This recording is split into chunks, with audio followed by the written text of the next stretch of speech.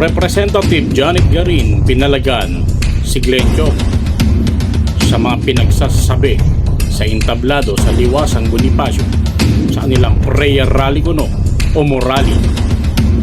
Eto mga kababayan, panoorin nyo itong video clip nito.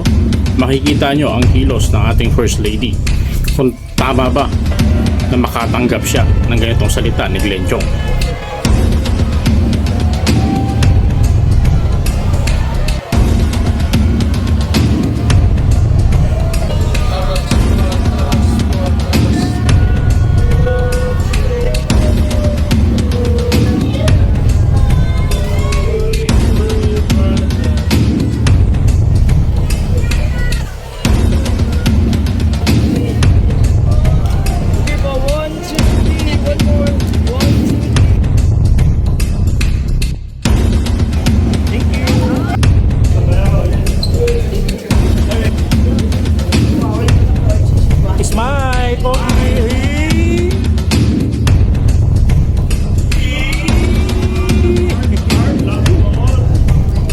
Sampal lang isang lalaki.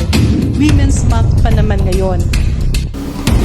Magandang araw po, Representative Janet Garin, Doc Nanay, Uncle J Vlog from KSMIP. Ano po masasabi ninyo sa pinagsasasabi nitong si Atty. Glenn Chong sa kanilang prayer rally kuno sa Liwasang Bonifacio?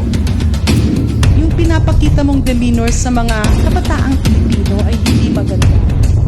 Parang sinasabi mo na tuloy sa mga bata, okay, natural lang na manampal ka.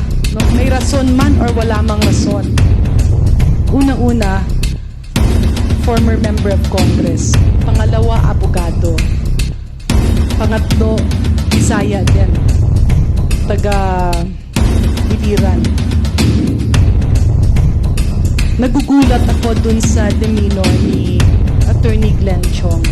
Magkurutan na lang kaya kami.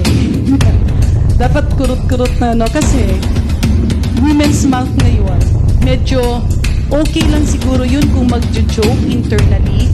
But if you come out in public, siguro kung meron siya mga emisyon na nakikimkim dyan. Pero kung sinasalita at sinasabi yan in public, medyo pangit talaga tingnan. Kasi nung pinalaki ako ng aking mga magulang, ang pagkaintindi ko tayong mga Pilipino, tinuturuan tayo na habang tayo'y lumalaki, andun pa rin yung respeto. There are many ways to express your anger kung meron kang galit. Pero, pag sinabi mo kasing magsampalan, pabalik-balik ng sampalan, so it's a very bad example, especially to our children. And coming from a professional, from a lawyer, medyo nakakagulat. No? Again, siguro baka joke lang yon or baka in public kasi napakasayang nung okasyon. Bilang isang dating mambabatas, bilang isang abogado, andun ka sa isang okasyon, it's good to take advantage to campaign of your advocacies. Kung merong criticism sa gobyerno, pwedeng i-lay down na ito ang mga bagay na hindi siya sang-ayon. Ito naman ang mga bagay na sa pananaw niya pwedeng maging solusyon. Pero kung parang ang usapan ay parang mga sampalan, it brings down the dignity of women, whether it's the First Lady or not, babae yun eh.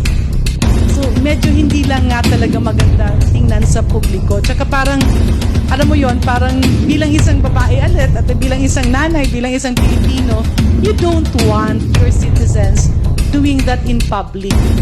Lalo na kaming mga taga Region 8 kasi kasama ko rin si Piano before. Parang we are a happy people. It's very okay, we're a democratic country, to criticize. Pero dapat i-lay down mo yung basihan, ito yung ayaw mo, ito yung mali, ito yung ganun. Pero yung mga katagang yun, it does not only bring down the dignity of women, it also brings down the dignity of Filipino professionals.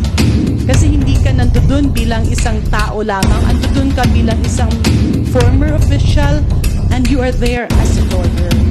So it's actually a bad example to our children.